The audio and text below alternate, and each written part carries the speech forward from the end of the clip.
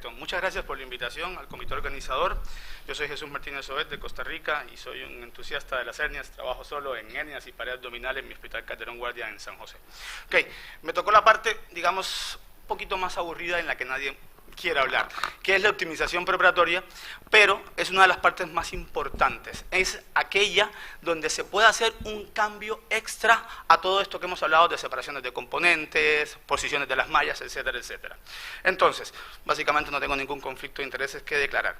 Optimizar básicamente va a ser conseguir que algo llegue a la situación óptima o de los mejores resultados posibles. Entonces, como optimización preoperatoria, ¿qué vamos a entender? Vamos a entender todas las acciones que se llevan a cabo antes de una cirugía para mejorar los resultados postoperatorios. Pero hay múltiples formas de definirlo, algunos le han llamado prehabilitación, lo cual no es correcto.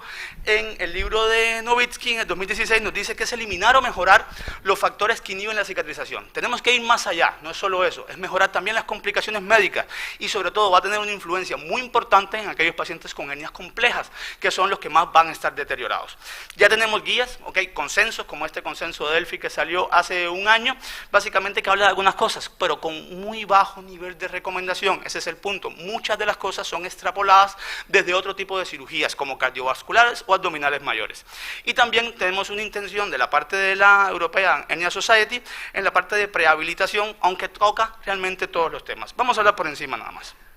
¿Es distinto el ERAS a la optimización preoperatoria? Pues no, no es distinto. Ambos tienen la misma idea, solo que ERAS se trasciende más allá durante la cirugía y más allá de la cirugía. Y la optimización va a tener unos puntos específicos a la cirugía de pared abdominal como tal.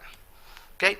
Entonces, ¿qué podemos ver? Podemos ver que estos son los básicos que tenemos, como el tratamiento de la desnutrición, las comorbilidades, el tabaquismo, la glicemia, la diabetes, pero sí vienen apareciendo otras partes que ya insistan en ERAS, pero que también nos interesan a nosotros como cirujanos de pared abdominal. Las comorbilidades es parte del protocolo de cirugía segura, ¿ok? Todos los pacientes que tengan comorbilidades deben ser compensados, ya sea por el por el médico internista, por el cardiólogo, lo que sea, buscando la manera ideal de tener el paciente. Sobre todo los anticoagulantes y los antiagregantes plaquetarios nos dan problemas, entonces esto tiene que contradecirse en el momento antes de la cirugía. La desnutrición ya está totalmente tocada en los temas y todos los pacientes que tengan desnutrición, ya sea sarcopénica porque son obesos o desnutridos como tal con albúminas bajas, deben ser tratados antes de con suplementos nutricionales. ¿Okay? Pero ¿cuál es la adherencia de esto? Porque la parte de la obesidad y la parte del tabaquismo es sumamente frecuente. Y en este estudio de Delaney, que ha estudiado mucho esta parte, por cierto, notaron que la adherencia en 15.000 pacientes por 454 cirujanos en Michigan andaba solo en obesidad y tabaquismo entre un 51 a un 75%. Y que aquellos cirujanos que se adherían menos tenían más visitas a los pacientes a emergencias y tenían más complicaciones postoperatorias. Y estamos hablando de las cosas que ya están dichas hace muchísimos años. ¿Okay?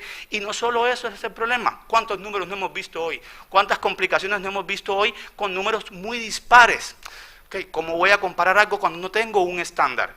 Entonces, Cochran en el 2019, en el Access Project de la parte de certificación en cirugía de hernia, intentó dar pues algunos números que nos ayudan a guiarnos, aunque esto hay que decirlo, esto es para toda hernia ventral, no solo es para hernias ventrales complejas, donde la parte de optimización es la parte más importante.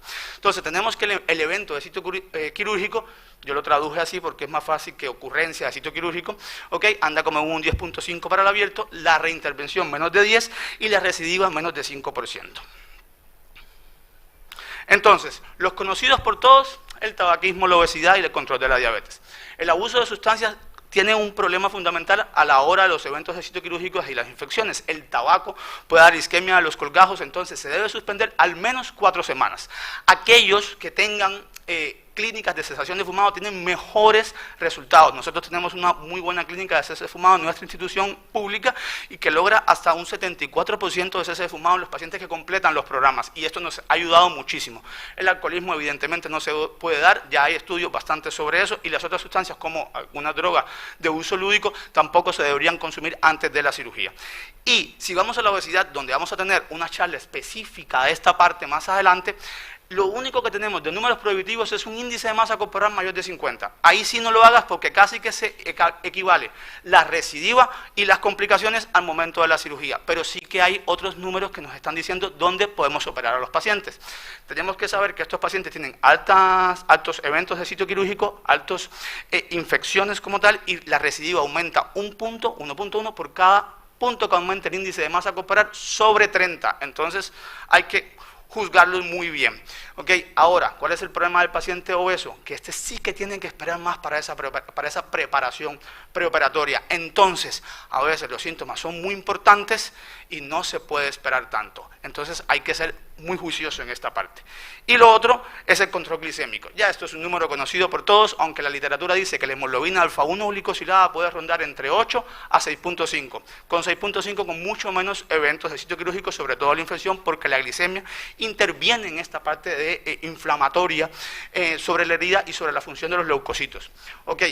¿Qué pasa con los pacientes que son diabéticos muy mal controlados o difíciles de controlar? Hemos tenido casos donde la glicemia, hemoglobina alfa 1 glicosilada, no la logramos controlar bien, pero si logramos tener una glicemia de menos de 150 perioperatorio, 15 días, un mes antes, y después de la cirugía, estamos logrando un control. Esto es un punto muy importante a analizar. Si vamos más allá, encontramos la profilaxis de antibióticos. Esto atiende mucho a los protocolos locales. Todos tenemos perfiles distintos, todos tenemos unas bacterias distintas, entonces hay que seguir las recomendaciones. Pero el MRCA es algo que se practica muy poco, digamos el tamizaje por. Incluso hay artículos que han planteado decir, hagámosle tamizaje a todos los pacientes. No, pues no es tan así. ¿Qué es lo que pasa? La cirugía protésica, sobre todo la cirugía herniaria, con MRCA casi que garantiza una explantación de malla, porque es uno de los factores de riesgo más altos para explante de malla. ¿Cuál es el problema fundamental aquí? Este estudio de Taguare dice que hasta un 30% de los pacientes con hernias ventrales pueden tener tamizaje positivo por MRCA. Y si tenemos un tamizaje positivo, los pacientes que no se tamizan pueden tener hasta 4 veces más riesgo. Entonces, ese tamizaje positivo nos obliga a descontaminación con vancomicina y mupirocina en algunos casos, depende del protocolo local. Por ejemplo, en mi caso no me los han aprobado la mupirocina nasal, pero le damos vancomicina al menos. Y la otra parte es la inspirometría. Aquí empiezan las extrapolaciones. Ya hay muchos estudios de Katsura y este otro que es de Cassi, donde en cirugía abdominal mayor y en cirugía cardiovascular, la inspirometría dada 2 semanas a 4 semanas antes disminuye un 50% las complicaciones pulmonares. ¿Quiénes se benefician? Los pacientes con hernias realmente complejas, esos pacientes donde el diafragma tiene un problema, está corrugado, no se está expandiendo bien, y usted lo va a someter a una presión postoperatoria importante. Entonces, prepararlos lo ayuda al paciente a que salga más adelante con menos atelectasias y menos problemas. De nuevo, esto sí que es una extrapolación en este momento y se están llevando estudios a cabo con esta parte.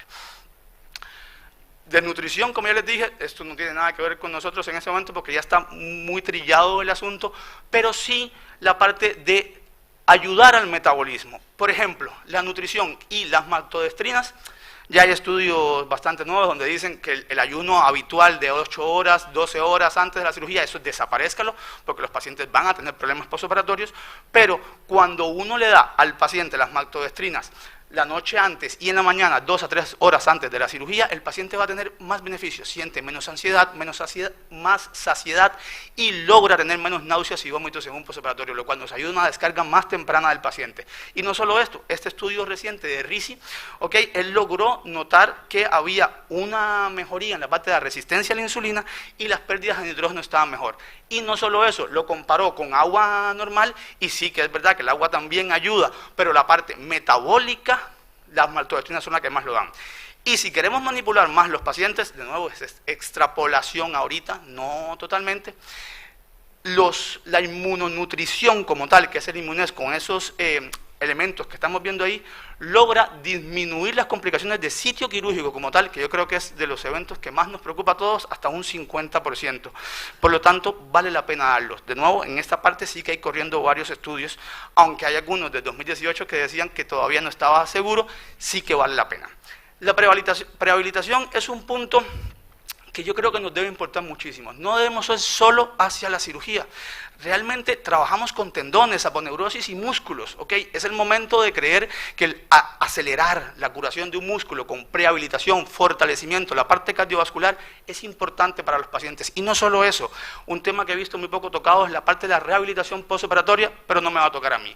¿Qué es lo que pasa? Estos pacientes que se logran armar con un fisioterapeuta 6 semanas, al menos 4 antes de la cirugía, y logran mejorar su estado cardiovascular y físico, logran mejores complicaciones en la disminución de las complicaciones en la parte médica. Como lo dijo Barberena, de nuevo es extrapolación en la cirugía abdominal mayor. Sí hay varios tipos de estudios que están andando. Por ejemplo, este de Renshaw de 2021 agarró varios pacientes y los comparó según su estadio de deporte. Aquellos que eran deportistas y tenían reparaciones de hernias ventrales tenían muchos menos eventos de sitio quirúrgico, se les daba descargas más altas e iban mucho menos a emergencia, o sea, no iban básicamente.